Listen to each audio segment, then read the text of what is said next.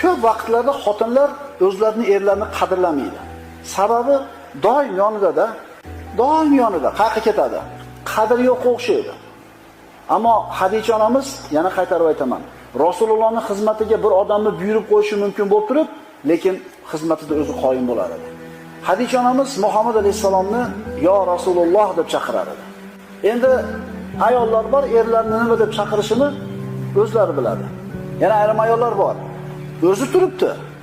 Eri kelsa, bolasiga buyuradi. Bor, dadangga choy damlat. Bor, unday qilib ber. Bor, kiyimini olib qo'y. O'zi turibdi. O'zi xizmatini qilsa bo'ladi. Ammo nima deydi? Nima qilib qo'yganman deydi? Tug'ib qo'yganman deydi. Katta qilib qo'yganman deydi. Ayol kishi yoshi qancha bo'lishidan qat'iy nazar, o'zini kuyovining xizmatini qilishligi ayol kishining vazifasi. Va bu narsa ayol kishini qadrini oshiradi. Erini oldida ham, odamlarda oldida.